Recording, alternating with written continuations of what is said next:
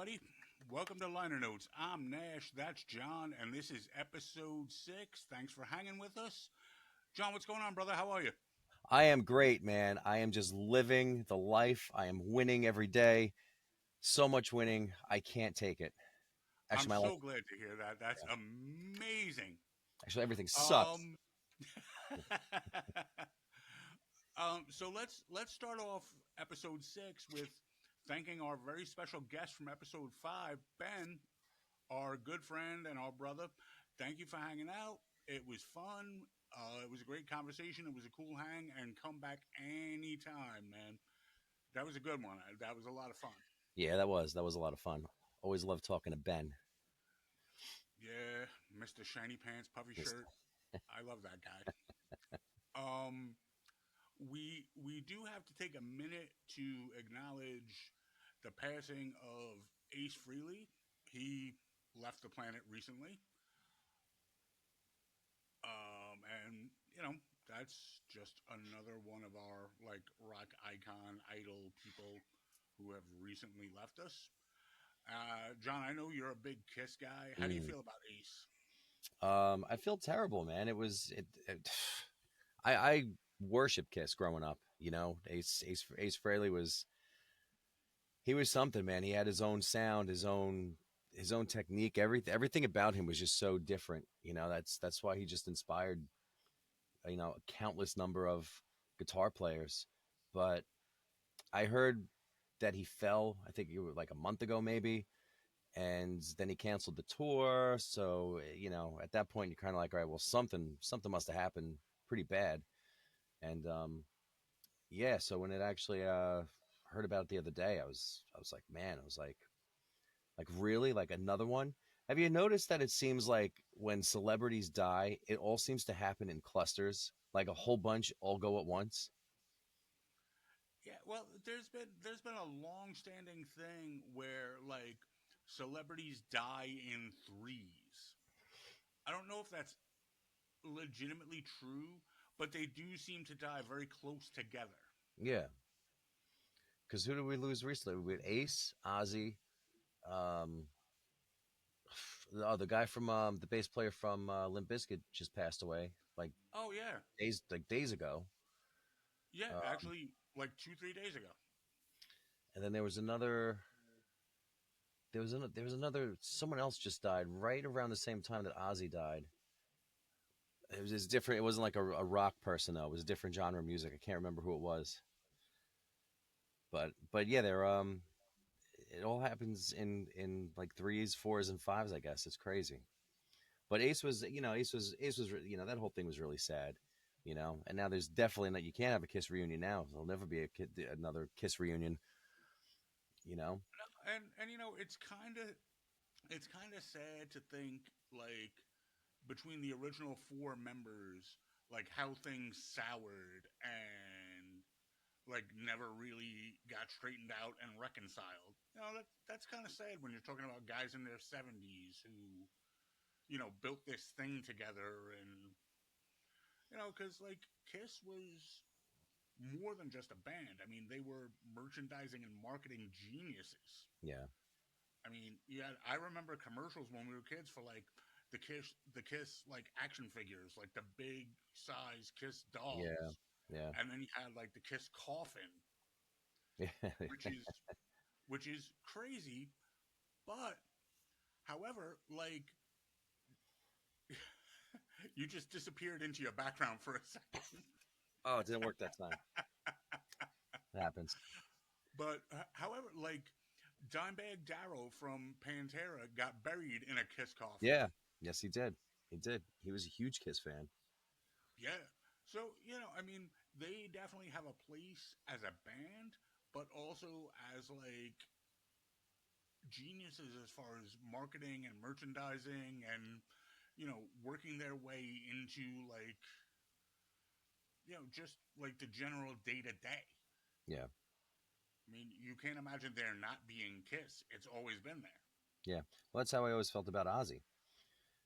I think that's what Well, yeah, really that's too. I what mean, really kind of upset me about that was even when I wasn't following what Ozzy may have been doing at the time, it was still just you just kind of knew, he was just always there. He was always doing something. So Yeah. it's weird when all of a sudden someone that you idolized growing up or whatever is all of a sudden just not there. So it's like, well, they're never going to be on stage again. There's never going to be another album, an interview, or just nothing. There's just that's it. It's done. I've been hearing weird rumors about Vince Neil from Motley Crue too.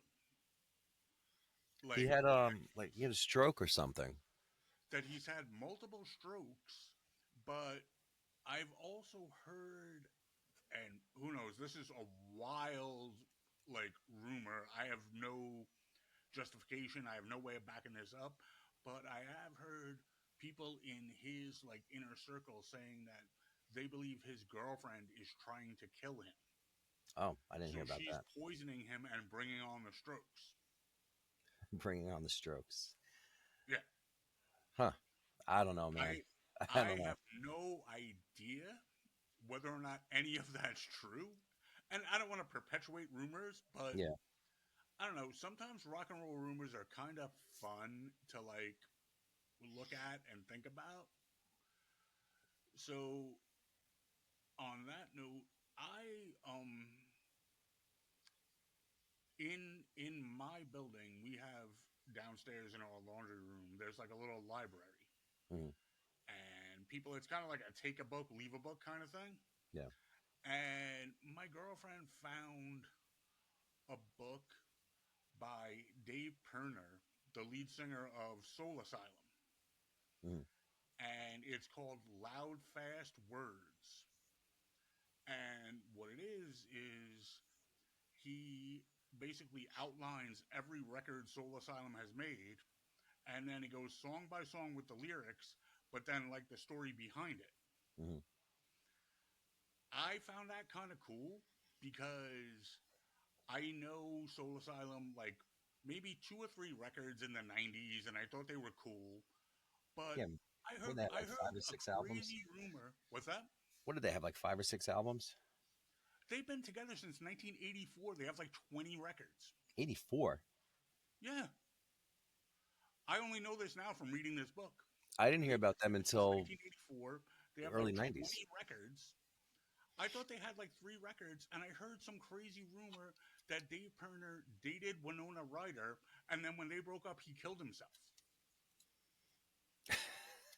It's obviously not true because they're still Right. touring. Yeah. Yeah. And alive.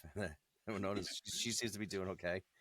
So That's crazy. Dave Pirner seems to be doing good, but now this kind of got me a little bit nostalgic with Soul Asylum, but I got into some of their newer stuff and I'm like, wow, they were a really good fucking band.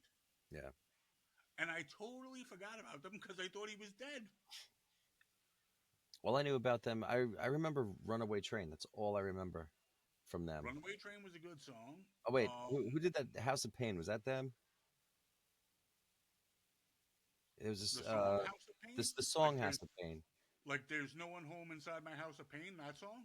Yeah, was that them? No, that was Cinderella or some bullshit. No, that wasn't Cinderella. No, that was Soul Asylum. Okay. I guarantee you it was not Soul Asylum. Look it up. Research that shit right now. Hey Siri. Who wrote the song House of Pain in the '90s? Artist eventually invited Schrody to give it a try. Schrody wrote lyrics in his driveway, and being influenced by dance hall singer Shaba ranks part of the lyrics. Shaba, I don't know what the hell she's talking about. Did you hear any of that?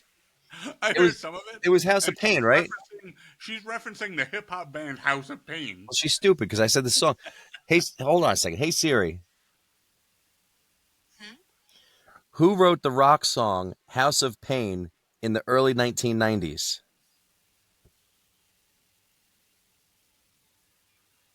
Oh, now she doesn't want to talk. The rock song House of Pain was written by Eric Everlast? John? Forget it. I don't know. But I remember that voice. It was like the same because he had that kind of raspy, whiny, nasally kind of voice, right? 8 miles of pain. Yeah, but I got it's not. It's not Soul Asylum. It's not. It's it's Cinderella or some It's ice. not fucking Cinderella. Stop saying that.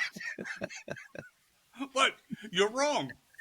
You're 100% wrong.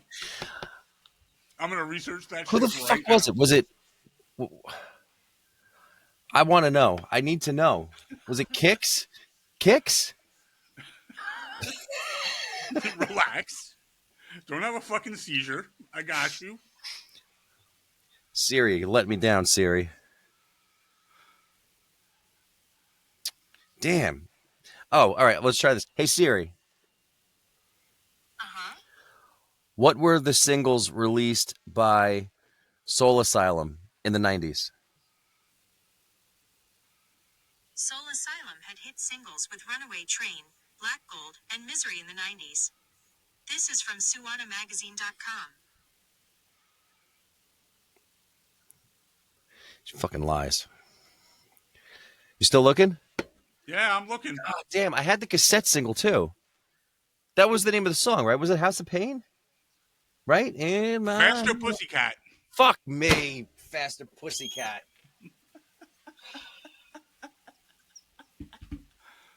Same shit. I was closer than you. Fuck. All right. So That's what all were we right. talking- Disappear into your background. Go right ahead. so what were So what were we talking about? I don't even know what we were talking about now. Faster We Pussy. were Oh, not talking oh, the about book. Faster Pussycat. I can guarantee you that. I saw them live once. They were That's terrible. great. I love it. Anyway, so the book.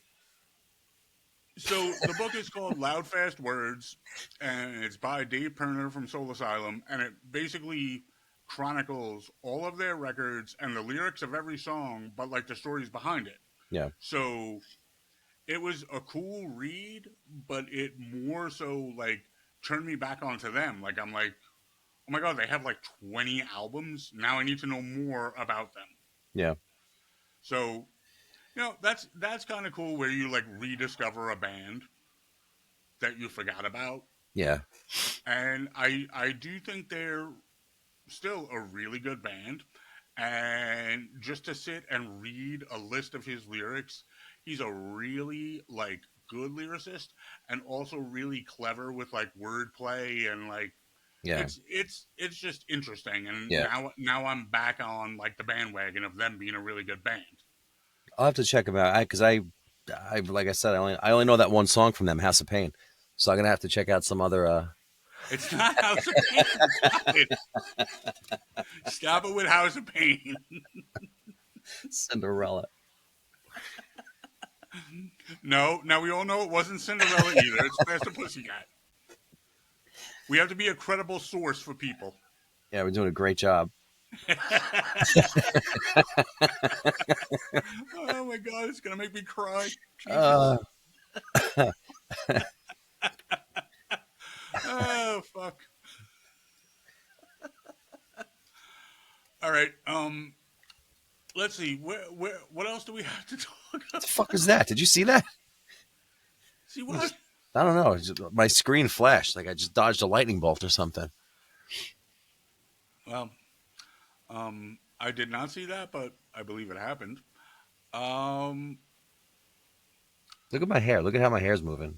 You see that in the top? yeah, that's like I've tried different backgrounds before we record the episode, and they all seem like really weird to me. So that's why like this is my actual bedroom where I live. Yeah. So, Mine's weird. It looks like I have like there's little animals in my hair trying to get out. yes, It's trippy. it looks like there's a raccoon fighting another raccoon inside your hair. There could be. There very well could be. But That actually could be. anyway, Anyway, so let's see what else we. Oh, you know what I also recently rediscovered. no idea. Well, I'm gonna share it with you now. Okay. So I recently, I'm talking like maybe mid September till now, started going to the gym again. Because when I edit this podcast, all I see is a big, fat, red face with gray hair. So when I sit and edit this podcast, that's all I look at is my big fat red face and gray hair, and I'm like, I probably should do something about this. So I started going to the gym, just kind of low impact, but I really do feel like it's a good way to start your day. And I feel like, I get a little peace of mind and I clear my head. But I start, I start listening to, I have a playlist that's mostly like, sort of Alice in Chains, Pantera, like heavier stuff just to Yeah. like get me moving when Yeah. like I'm on the bike or doing whatever with weights. And at the end of this playlist, I totally forgot about this song, but it snuck in. And then I was like, holy shit, what happened to this band? Do you remember the song Cumbersome? I have become cumbersome. Exactly. Yeah.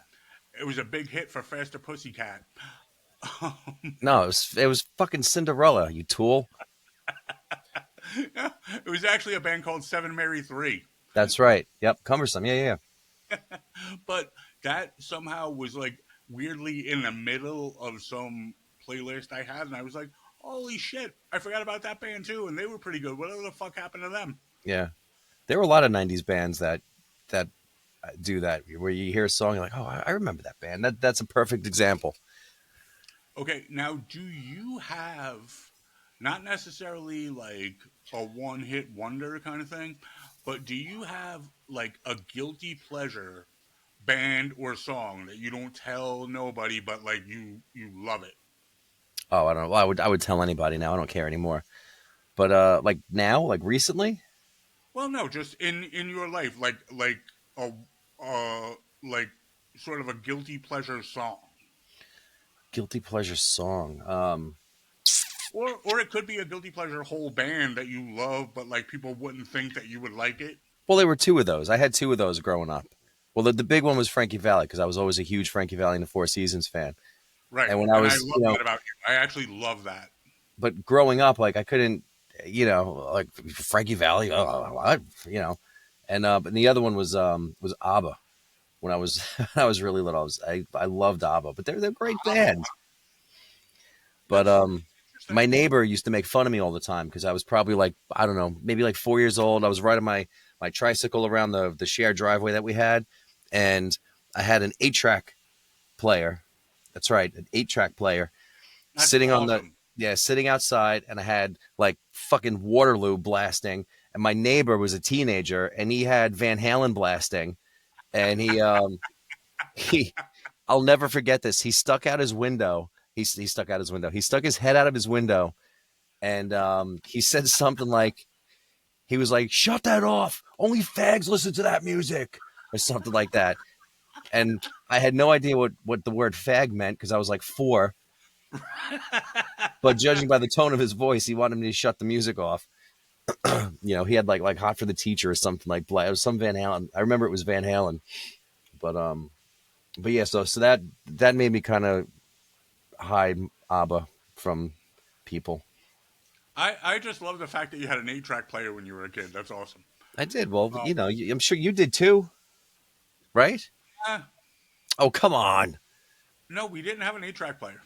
We Everybody had a had an 8-track player. It was like having a cassette deck. It was like, no. We didn't have one. My mother didn't care very much about music. My dad was more into music, but he was gone very early in my life. So I bet you there was one in the attic somewhere or in a closet. eh, maybe, but I was never aware of it. No, okay. My my guilty pleasure Oh, I can't wait to hear this. as far as like songs. All right, I have two. The first one is Tub Thumping by Chumbawamba. I fucking love that song. I feel like I should know that. What is that? I get knocked down. Oh, right. Yeah, okay. So yeah, say no more. I love that song. I live with someone who hates that song, but so I sneak it into playlists like when we're having people over Yeah. and it comes on and she's like, "You're a dick." I'm like, "What? It's a funny song. It's good." No, that is. It's like a real toe tapping kind of a Yeah, song. Gets you it gets just you gets you toes tapping. yeah, it makes you laugh. Like there's nothing wrong with that. There was a song that I used to like a long time ago, and I don't remember the name of it, but I remember just one part of how it went, and it was something like it was like Oh, fuck you. Fuck you. Fuck you. You do too know what song that is. You son of a bitch. That was that horrible Metallica song. What And what you also know it scared the hell out of me. Yeah, I don't do it as good as I used to. But that was what No, it song used to was be that? better, but it's still fucking Yeah, creepy. Marianne Faithful. That's who did that part Yeah, in no, I that know. song.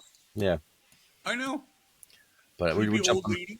creepy old lady. I sang that for anyone that might be wondering what I'm talking about. I was in the car with John years ago when that song was out, and I started singing that part, and for some reason I sounded exactly like Marianne Marianne Faithful did Faithfull. in that song, and it freaked John out, and I never forgot it. But we were also driving down like a dark, like wooded road with no Oh, street were lights. we? It was fucking scary. Yeah. Oh, that's when we were trying to bury that body. Oh, Don't tell people that. What's wrong with you? I Forget don't know. that part. Yeah. Yeah, but it was creepy. I didn't like it.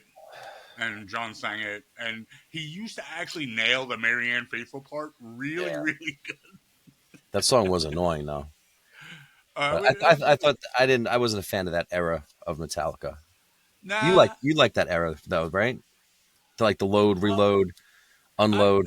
no, not really. I mean, I liked the Black album. Mm, Load, Reload. I could pick a song here or there, but not to say I was a big fan of that entire era yeah. of that band. Um, what I there was another point I was gonna make, and I totally forgot what it was. Okay, so Well, you were talking about Chumbawamba. oh, you know what I heard recently talking about like one hit wonder and like that kind of thing. What's that? Um, I read something where the author Stephen King almost got divorced from his wife over the song Mambo Number Five. Do you remember this song at all? Unfortunately, Right. So he was obsessed with the song because it was again one really? of those like really Yeah, easy like sort of toe tapping fun good time. Like you hear it once, it's like oh that's kind of cool, it's kind of fun. yeah. He played it so many times that his wife said, "You played it one more time, I swear to God, I'm gonna leave you." And he was like, "And I never played that song ever again." Mm, So be careful because sometimes like your favorite song of the moment might push you towards divorce. yeah. Or homicide. Um, let's see. What were some of the other things that you and I were talking about? Oh, We were talking about go ahead. Youngblood. That's right. So there was a whole thing around the last Ozzy concert where like people were saying like he sort of passed the baton to this artist Youngblood, and now Youngblood apparently has a single out with Joe Perry and Steven Tyler from Aerosmith, Hmm. which I'm actually really glad about. I I love that never song. felt like I never felt like Aerosmith should have been done when they were kind of. Yeah, Excuse me. But anyway, so there's like this whole resurgence of Aerosmith surrounded by this young guy, Youngblood, who I only recently started to hear about, but I mean, you know more about him than I do, right? yeah. A little bit. I mean, I know he's been around for a couple of years at least, but but no, he really took off with the when he did changes um, at the Ozzy thing. But I don't know. I think his image is a little bit different now. I mean, I don't know too much about him, but I've just noticed that like he's seems to be dressing a lot more rock and roll, a lot more like darker and stuff. And um, I don't know. I heard his newest album. I actually really liked it. There's a song, "Zombie." I don't know if have you heard any of his stuff. No, I mean I've seen things that are like clips of like I saw something that was a clip that said zombie, but for some reason, I mean I didn't actually watch it or listen to it, but for some reason I thought it was like a cover of the Cranberries song Zombie. Yeah, no, but it's a really good song. "Zombie's" a really good song. There was another song. I can't remember which song it was, but it's off the new one. But the middle of it almost sounds like the Who. It's crazy. Like you hear like little bits and pieces of like different influences in some of the newer stuff. But that Aerosmith song, I mean, it's not really Aerosmith though, because it's just Joe Perry and Steven Tyler from Aerosmith, because that's really all that's left of Aerosmith. Right. You know, but I thought Steven Tyler sounded fucking great. His voice sounds amazing on that, and I think I can't stop listening. I haven't listened to it in a while, but when I first heard that song, I had it on repeat. I was just playing it over and over again. I Yeah, thought it was really, I listened to it a number of times. I think it's a really good song, and I mean, yeah, you're right. It's not Aerosmith, but I do like that uh, Steven Tyler and Joe Perry are doing something, and I I like this young guy, Youngblood. I think he's got like good energy, and yeah, you know, and you know what? Sometimes rock and roll needs that. It needs to come back around to like a younger generation and like somebody that people can identify with. yeah, Besides, like all these older people who are dropping dead left and right. You know? yeah. And he's a cool dude too. I don't know if I told you this story recently. He was supposed to play in Philly, and he got sick, so he had to cancel the show. So I think this was a TikTok that I was watching. So he was in his hotel room or whatever, and he was like, "Yeah, it was like my doctors told me that I got to relax. I got so it's just a virus or whatever." Um, so he said, "Listen, if you still want to hang out, go to whatever bar it was that was, I guess, kind of in the area where the venue was that he was supposed to play at." He said, "Go into the bar." He said, "Go up to the bartender and say, what's the name of that single, the Aerosmith, Oh, um, something. Angel, my only angel or something." Yeah. He said, "Go up to the bartender and say, 'My only angel,' and your drink's on me." He's like, I gave the bar some money or whatever. So they must have had a tab or something. So if you went up to the bartender, said the name of the single, which I don't know if it was out yet at that point, it was just about to come out. You got a free drink on Youngblood. How But see, cool is that's that? awesome. That's a cool way to connect with people and kind of make up for the fact you're not doing the show. I like that a lot. Yeah, I thought that was really cool. So, but yeah, he's huge now, man. His tour just sold out in like a minute or something. Um, yeah, he's like the big thing now. And It's cool. I like it. You know, I mean, I think there does have to be like younger people coming up and sort of waving the flag or whatever you want to call it. yeah, and I agree. I mean, there's not really I'm eating my hair. Where is it? It's making me crazy. Um, there aren't like rock stars like there used to be. Like Yeah, I think Youngblood right now is like the kind of the closest thing to that. In my opinion. yeah, I But agree. you know, we'll see what happens. But I really dig the new album that he put out. It's different sounding than his other stuff, but um, I think it's more my speed than some of his other stuff. But it's good stuff. It's good stuff. Cool. Let me ask you, before we wrap anything up, what's going on in the world of 60 Miles Down these days? The world of 60 Miles Down. Well, we're releasing a new single. It's called House of Pain. Um, Love it. no. We have a show coming up. We're playing at Dingbats on Friday, November 7th. So that's gonna be fun. We're playing with who are we playing with? We're playing with Reckless Devotion, which is a really cool cover band. Midnight Monarch, Revel at Dusk, and us.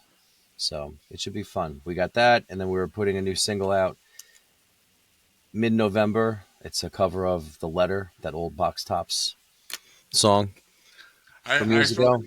like it.